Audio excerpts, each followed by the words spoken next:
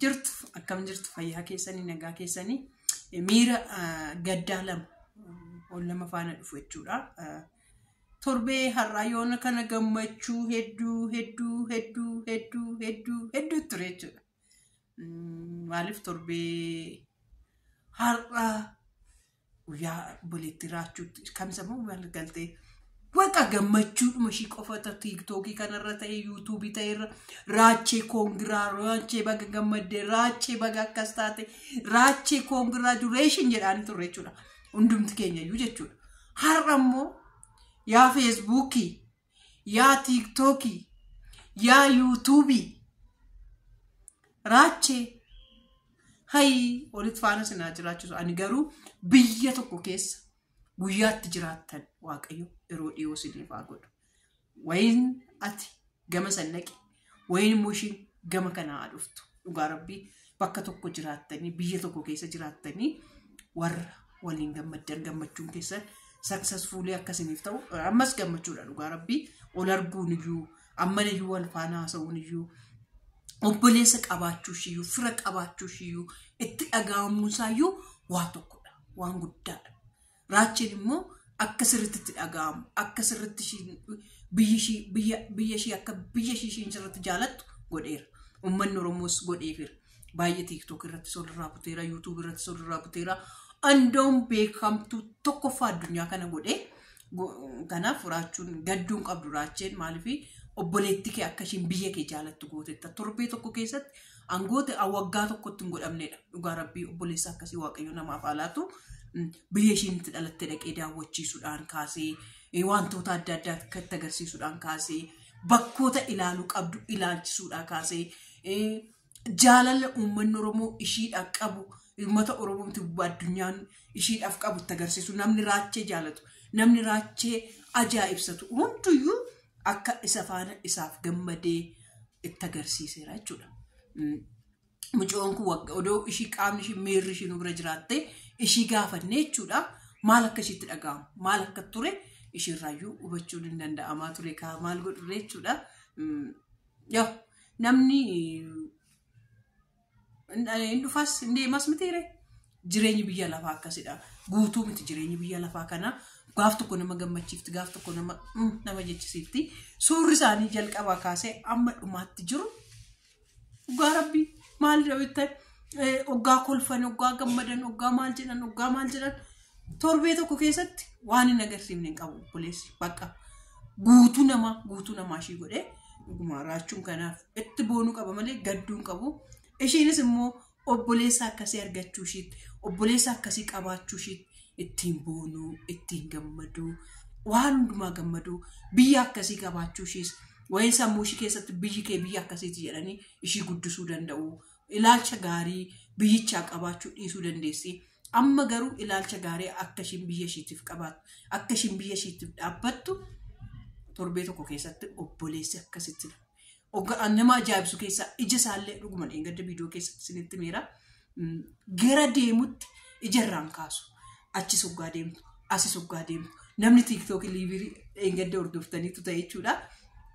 Ishiin gara mana fincaanii galte raacheen kaameraan makabachaa faana duukaa galee mana fincaanii galee maalennaan silkii kon cheekii godha kaa maalitteen obboleettiin jechuudha. Amma kanatti ishii eegaa ture.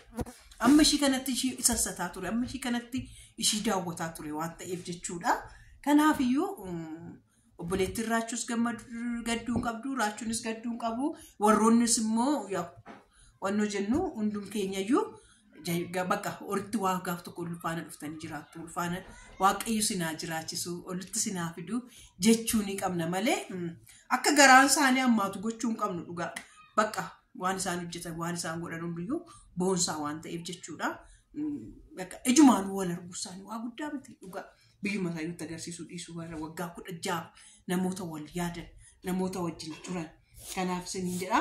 Itti aansee immoo raachuu keenya yaa biyyi lafaa akkasumtiire karaa tokko gaa gammaddu immoo karaa tokko akka gammaddu si gooti. TikTokiin isaa kaleessuma galgala miliyeena tokko galeef TikTokiin isaa immoo congratulation miliyeena tokko galte isuma dhugaa miliyeena tokko galte Kanaaf kanatti immoo gammaduu qabdaa, itti boonuu qabdaa. Nama miiliyoona tokko si jaalata jechuudha. Nama miiliyoona tokkotu ilaalee si jaalatee si hordofaa jechuudha. Oromoon akka jalqabee mataa keessa gad hacuucaa turan, mataa keessa gad dha'aa turan. Har'a garuu leenca keenya, tokkicha keenya, goota keenya ittiin jedhu jechuudha. Kanaaf itti fufi ammas darbii jiraadhu, sirriitti hojjedhu, bakka guddaa gahii. YouTube'dhaanis miiliyoona galii, Facebook'dhaanis miiliyoona galii, miidiyaadhuma kamiiniyyuu jaalatamii ija godhadhu, darbii jiraadhu, horii mul'adhu.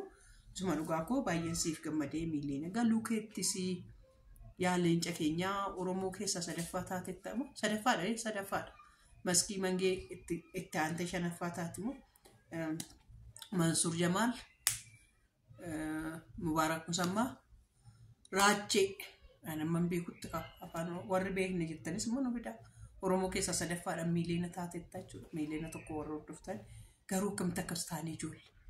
Akkamitti akkas taane garuu maaliif ijoollee fooloon ijoollee Oromoo miiliyoona darbuun qabanii turanii akka baay'ina keenyatti dhugaa rabbii darbuu qabu turanii darbanii jiraachuu qabu turanii garuu haa ta'u jechuudha. YouTube'dhaanis miiliyoona galuun jira jechuudha. Innaa akkasan siniin jedha yaa daawwattoota kiyyaa, yaa jaalatamtoota kiyyaa laayikii godhaa. Maal taatanii maa ushittanii na ilaaltu laayikii godha maal taatanii sabskiraayibis godha. Sabskiraayibiin akkuma 11 irratti dhaabbate maa inni ijoollee 8,000 irratti rafee dhufee 10,000 ka'e immoo amma immoo 11 irratti rafaa jirtu maal taatanii ijoollee maal taatan 12,000 illee gashaa maal ijoollee 20,000 illee gashaa maal taatan meef cufu sabskiraayibii godha maal Oromoo maal taatanii ajara keenya. Kanaafiyyuu jechuudha guddaa isaa sin jaalannaa, guddaa isaa sin kabajnaa. Siniin jedha kayaa olaa jaalannu walaa kabajnu ijoollee hoggaa namni fagoo anamma maal akka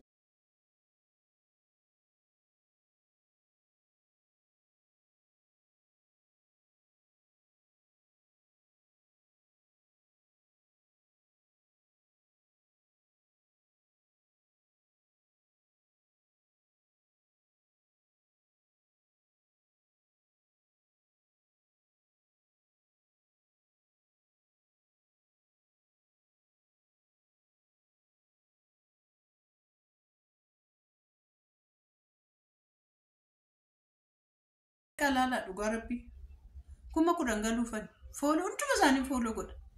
Numan fooloo godha. Kanaaf fooloo wal godha, wal biran darbina, wal jabeessa. Ani ko akka jirtu fooloo isaa nama meeqa nama yartuudha dhugaa rabbii namni hunduu na biran jechuudha. Kanaaf fooloo wal godha, sabskiraabii walii godha, wal jajjabeessa. Ansiniin jedha horaa bulaa bakka nagaa bakka gaarisaa oola bulaa waaqayyo sida eebbisuu viidiyoo biraa